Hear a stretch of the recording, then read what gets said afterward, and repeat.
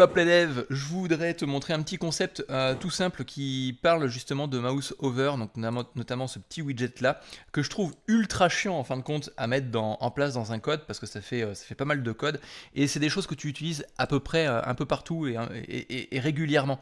Donc j'ai envie de te montrer un petit peu comment est-ce que tu peux factoriser ça, surtout que moi j'utilise à plusieurs niveaux dans mon code, normalement tu vois je l'utilise 3 fois dans mon code, donc pour le coup on pourrait factoriser justement ce comportement qui n'est là uniquement que pour faire un système de hover. Tu vois ici je passe au-dessus, voilà tu as la petite corbeille qui s'affiche, ça c'est du hover.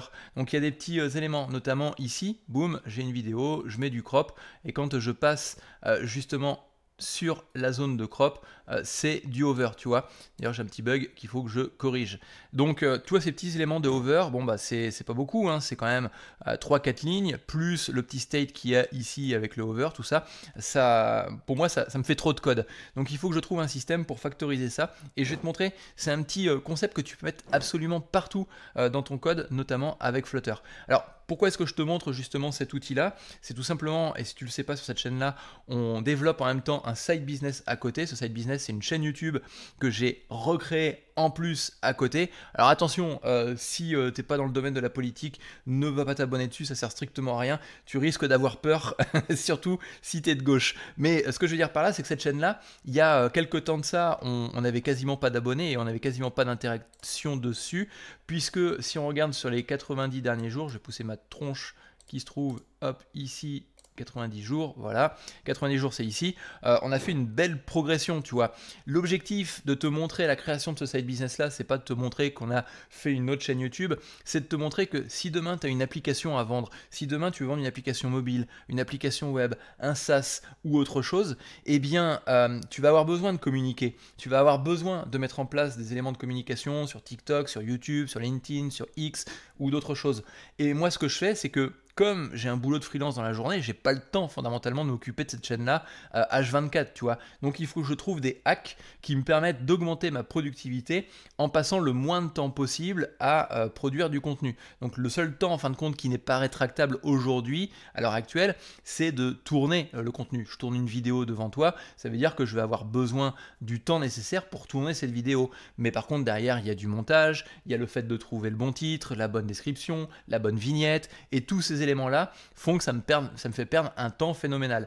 Et donc moi, comme je transforme une partie de mes contenus en short pour YouTube, j'avais besoin d'un petit outil qui me permettait de faire par exemple du square, donc par exemple pour Instagram, ici on est sur du 16/9, ici on est sur du 9/16 pour le téléphone mobile, et puis plus tard viendra d'autres petites fonctionnalités. Autrement, je peux faire du libre comme actuellement, c'est-à-dire mettre ce que je veux en termes de redimensionnement. Donc tout ça, c'est des outils que je travaille. J'avais déjà travaillé sur un outil de pilotage de vidéos par intelligence artificielle, et je voulais pas perdre en fin de compte cet outil-là et reprendre certains éléments pour pouvoir justement le mettre en place et tout du moins le réutiliser.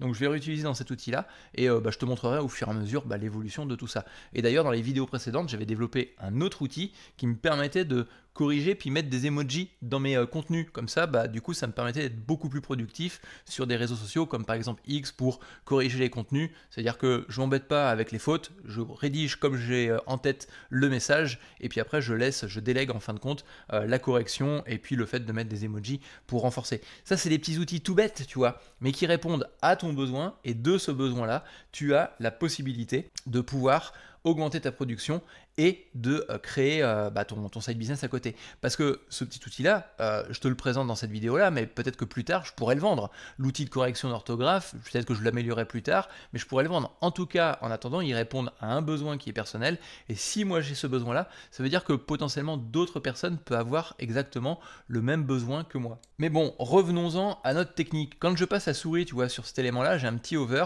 qui fait apparaître ces éléments-là. Comment est-ce que ça se passe, pardon? Eh bien, j'ai un mouse région, donc une région souris, enfin tu vois, qui a un certain nombre d'événements. Les événements sont les suivants, c'est-à-dire que tu as quand tu rentres, quand tu sors, quand tu hover, etc. etc. Et donc moi j'ai deux states, enfin j'ai deux états de changement. J'ai le isOver à true, donc quand je rentre ma souris dedans, quand je rentre dedans, ça met à true. Et ce trou-là, ça met à jour une petite variable ici, à cet endroit-là.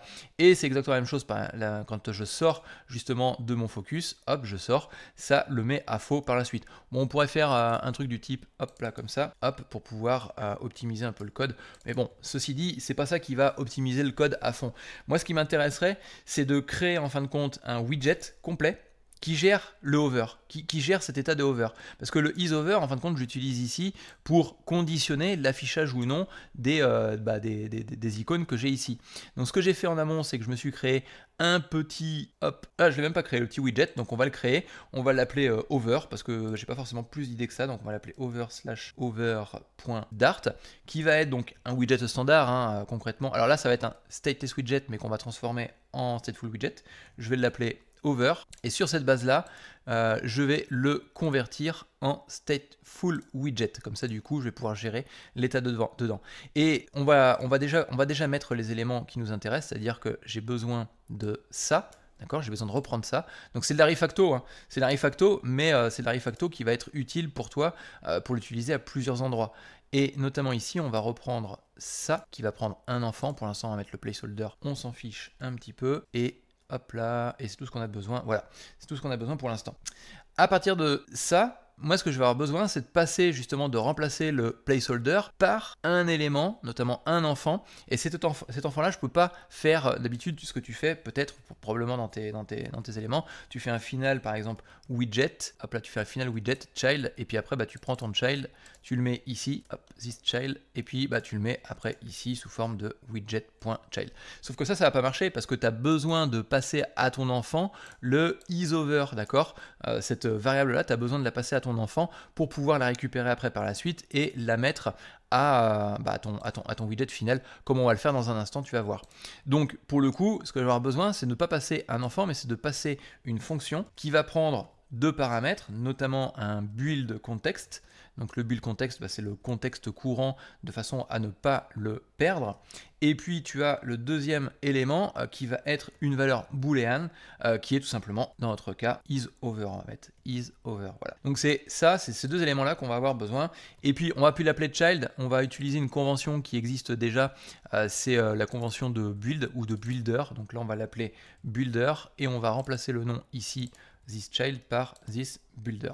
Et à cet endroit-là, ce qu'on va faire, c'est qu'on va reprendre le widget, parce qu'on a besoin de faire référence à notre widget, le builder, et on va lui passer deux choses, le contexte, donc le contexte de notre widget, et puis en même temps le isOver. Et là on a déjà quelque chose de plutôt pas mal en termes de construction, parce qu'on peut l'utiliser à différents endroits. Si tu regardes ici, dans mes recherches que j'ai faites tout à l'heure, hop là, si je fais une recherche, donc moi j'ai mon over, donc qui est celui-ci il va pas bouger, mais par contre je l'utilise à un autre endroit, ici je fais exactement la même chose, je l'utilise à un autre endroit, ici je fais exactement la même chose, et j'utilise à cet endroit-là, mais ici, je sais pas ce que je fous. Non, je mets simplement un grab à cet endroit-là. Donc éventuellement, on pourrait même pousser l'idée un peu plus loin, c'est-à-dire qu'on pourrait réutiliser ça en termes de valeur, mais on ne le fera pas. Donc, ce que je vais faire, c'est que ça, je vais le réutiliser. Je vais pouvoir l'embarquer. Et notamment, je vais reprendre mon custom selector, là, enfin mon crop selector tout du moins, et je vais non plus appeler mouse region, je vais appeler mon over. Hop, mon over. Sauf que mon over, c'est plus un child qui va prendre, c'est un builder. Donc là, ici, je reprends toute ma stack. On va mettre notre petit builder qui a ça, un petit return qui va bien, et boum. À partir de ce moment-là, on peut virer ces deux méthodes-là parce qu'on n'en a plus besoin. On peut virer notre isOver qui ne sert plus à rien en haut. Et là, on a une petite erreur qui apparaît, c'est ce over là, mais en fait on l'a ici, donc on a juste à faire ça. Et on vient de refacto en fin de compte notre code de façon très très simple. Et donc si je clique ici et que je vais ici, j'ai exactement le même comportement qu'avant. La seule différence, c'est que j'ai un widget qui du coup est factorisé, c'est-à-dire que je peux l'utiliser à un autre endroit. Si demain par exemple je veux le mettre sur le bouton ici qui me permet de changer l'état isOver, et bien ici je mets encore une fois over, donc j'importe le widget, je supprime ces deux éléments-là dont j'ai plus besoin. Ma card, ici, je vais sélectionner mon widget. Ici, je mets plus child, mais je mets builder, qui prend même directement ça. Voilà. Et on a le petit isOver ici qui va planter parce que si je retire ma variable en haut, et je n'ai plus qu'à récupérer isOver. Et ce petit élément de card, où est-ce que c'est utilisé? Eh bien c'est utilisé tout simplement ici, et tu vois que ça continue à fonctionner. Je peux même rafraîchir pour te montrer la chose. Voilà, hop, ici, ça over toujours. Et je viens de réduire en fin de compte. Et si j'ai un autre endroit où j'ai besoin d'un over, eh bien je peux utiliser exactement la même chose. Alors, il y a d'autres circonstances sur lesquelles tu peux l'utiliser. J'en ai fait un autre widget un peu plus complexe qui utilise notamment le run statut, qui utilise les Block Builder. Si tu connais Block, c'est un outil de gestion d'état, un state management, enfin un state manager qui te permet de gérer des états d'un objet pour pouvoir faire communiquer plusieurs objets entre eux. Et bien j'en ai fait un aussi qui est le run status qui prend en paramètre un isLoading. Donc tant que mon état est loading, et bien dans ces cas-là, je passe ça en paramètre et je peux le réutiliser derrière. Et là où ça devient intéressant, c'est que c'est super testable.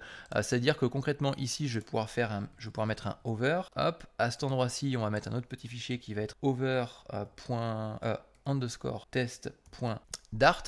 Et à partir de là, alors moi on va pas s'emmerder. Ce qu'on va faire, c'est qu'on va utiliser notre ami Copilot. Voilà. Comme ça te montrera aussi comment est-ce que j'utilise Copilot ici. On va fermer tout ce dont on n'a pas besoin. On a besoin du over et on a besoin du overstate pour pouvoir faire nos tests unitaires. Ce que je vais faire, c'est que je vais glisser le fichier over ici pour faire comprendre à Copilot que je veux qu'il se mette dans mon fichier overtest, donc c'est là-dedans qu'il va falloir écrire, et de l'autre côté, je vais utiliser le code de base, qui est donc le code que je viens de créer avec le mouse region, d'accord? Et sur cette base-là, je vais lui dire, bah écoute, ce que tu me fais, en mode gros feignant, je veux que tu me rédiges les tests. Et sur cette base-là, il va se débrouiller tout seul pour pouvoir me rédiger les tests. Alors je ne sais pas s'ils vont marcher du premier coup, mais l'objectif c'est pas de savoir si ça fonctionne ou pas, c'est pour te montrer les méthodologies que moi j'utilise pour accélérer les choses. Et ici, alors il me propose un truc comme ça, je ne sais pas ce que c'est comme élément, mais ça semble être bon. Et si on fait un petit run derrière, est-ce que ça va marcher du premier coup? Ça marche pas parce qu'on a une petite erreur. Bon, ceci dit, l'idée c'est pas de voir si ça marche ou pas, c'est de te montrer comment est-ce que tu peux utiliser justement Copilot aussi. Là, l'idée c'est que il nous rédige nos différents tests et sur cette base là, eh bien on a un widget qui est factorisable, ça veut dire que je peux l'utiliser à plusieurs endroits, et plus facilement testable parce que je vais pouvoir tester uniquement que cet élément là précisément. En tout cas, j'espère que tu as apprécié ce type de format où j'essaye de mélanger un petit peu pourquoi est-ce qu'on fait les choses, notamment dans le cadre de ce side business. Est-ce qu'on a gagné un abonné pendant que je tourne la vidéo? Non, on n'a pas gagné un abonné, c'est décevant. Mais voilà, les 1000 abonnés, on va les atteindre dans pas longtemps. Moi, mon objectif de ce side business là, c'est pas de vendre un outil, c'est pas de vendre un service ou autre chose derrière, c'est uniquement de te montrer qu'on peut décrocher la monétisation de façon très simple avec des vidéos complètement pourries. Si tu vas aller voir, je te mets le lien juste en dessous, mais encore une fois, accroche-toi, je parle qu'à des personnes qui sont entreprenantes, qu'à des personnes qui veulent créer de la richesse en France, qui veulent créer des choses et qui veulent aussi s'enrichir indirectement. Donc les propos qui sont sur cette chaîne-là ne sont pas des propos qui vont potentiellement t'intéresser si tu as plus une mentalité de gauche. Ceci dit, derrière, l'objectif de cette chaîne-là est uniquement d'atteindre la monétisation. Et tu vois, on n'en est pas loin de la monétisation, simplement avec des outils et des processus très simples. Notamment ici, il nous reste quelques abonnés pour atteindre les 1000. Il nous en reste à peu près 80. Et puis là, YouTube est un petit peu à la bourre sur les calculs. Je ne sais pas comment il se débrouille pour calculer ça, parce qu'il dit qu'on a fait sur les 365 derniers jours que 379 vues, alors que si tu regardes les statistiques derrière et qu'on prend ne serait-ce que les 365 derniers jours, on est déjà à 2000 vues et on a, tu vois, notre travail a quasiment été effectué ici. On avait fait un petit bout de travail avec un autre outil que j'avais commencé à développer, notamment avec de l'intelligence artificielle. Donc on avait déjà un petit embryon ici où on a gagné quelques vues, mais voilà, le plus gros des vues a été généré quasiment sur les 90 derniers jours, enfin même sur les 28 derniers jours, où là on a fait la majorité des vues. En fin de compte, on a fait 1200 vues sur les 28 derniers jours et on en a fait 2000 quasiment sur les 365. Donc ça veut dire que, allez, fin janvier, début février, sachant qu'en plus le nombre d'abonnés va continuer à augmenter, donc on aura toujours plus de vues. Tu vois, c'est vertueux, c'est sans fin. Et c'est pour ça que toi aujourd'hui, si tu veux développer une application, développer un service SaaS, il faut que tu commences aujourd'hui à en parler sur une chaîne YouTube. Pourquoi? Parce que au début, tu vas avoir 0 abonnés, mais demain, tu vas avoir 2, 3, 10, 15, 100, 200, 1000 abonnés. Et de ces 1000 abonnés, le jour où tu vas sortir ton application, tu auras 1000 personnes ultra fans de ta chaîne qui vont vouloir acheter ton application, qui vont vouloir investir, qui vont vouloir te soutenir. Et indirectement, ça a un effet boule de neige. Sur cette chaîne-là, justement, Joute Libérale, j'ai pour habitude de dire que YouTube, c'est un outil dont ton revenu croît tout le temps. C'est-à-dire que plus tu vas avancer, plus tu vas persévérer, plus cet outil va te donner de l'argent de plus en plus régulièrement. Et c'est exactement la même chose sur Nico Développe, c'est-à-dire que plus je fais de vidéos, plus je vais toucher de l'argent sur Nico Développe. C'est exactement la même chose. Donc voilà un petit peu pourquoi est-ce que je fais cette chaîne-là, mais toi tu peux réutiliser ce concept-là, tu peux utiliser TikTok si tu veux. Si ton objectif n'est pas la monétisation, tu peux aller sur Instagram. Moi je le fais uniquement sur YouTube et TikTok parce que j'ai une communication sur cette chaîne-là qui vise à faire la promotion de ces deux réseaux sociaux-là, mais tu peux parler sur X, enfin tu peux t'exprimer sur X, c'est plus compliqué X, et tu peux t'exprimer aussi sur Instagram ou d'autres réseaux sociaux un peu plus utopiques, mais qui correspondraient à ta cible. Et c'est comme ça que tu peux par la suite vendre ton application, parce qu'il y a beaucoup de développeurs qui aujourd'hui s'épuisent à coder une grosse application, à coder quelque chose de fou furieux, bien fait, avec une bonne technologie qui leur fait bien plaisir, mais au final, quand ils vont confronter leur application au public, eh bien, ils vont se retrouver avec 0 personnes qui vont tester l'application. Parce que d'une part, personne ne te connaît, personne ne sait de quoi tu parles, et toi, tu arrives un petit peu comme ça, c'est comme une chose sur la soupe, à dire « Ah, ça y est, elle est sortie », mais personne ne savait que tu sortais une application déjà. Et la deuxième chose, c'est que derrière, tu ne sais pas si ça va correspondre aux besoins des gens. Tu ne sais pas si ton application va correspondre aux besoins. Et le fait de construire ton application en partageant, tu vois, par exemple, je te partage le fait que j'ai rajouté des fonctionnalités par rapport au live qu'on a fait dernièrement sur cette application qui, au départ, n'était qu'un outil de cropping, hein, d'accord. L'idée, au départ, c'était uniquement ça qu'on avait développé ensemble, tu vois. Mais de te montrer les petites étapes, de te montrer où est-ce que j'en suis rendu. Peut-être que des personnes vont te donner des avis, peut-être que des personnes vont dire « Ah non, moi j'aurais fait ça comme ça, c'est pas très pratique à utiliser, etc. » Surtout que le code source, en plus, tu peux le retrouver sur GitHub, il est open source, donc tu peux même l'utiliser de ton côté. Et pour le coup, tu vas avoir des retours. Tu vas pouvoir améliorer ton produit, mais tu vas surtout construire ton produit avec ta communauté. Et c'est ça qui est très fort. Tu as Finari qui a fait exactement la même chose. Ils ont construit leur produit de tracking de patrimoine avec la communauté. Et c'est grâce à ça que tu peux faire un produit qui intéresse la communauté.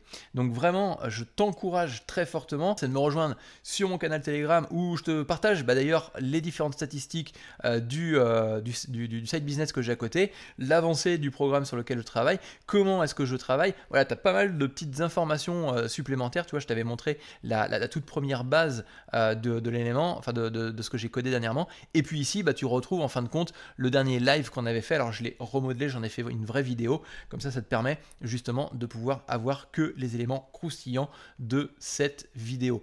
Voilà, donc n'hésite pas à venir t'abonner sur le canal Telegram. On discute, on partage. Moi, je trouve ça intéressant de partager ça avec toi. Donc voilà. Et sur ce, eh bien, je te souhaite une bonne continuation. Ciao, bye.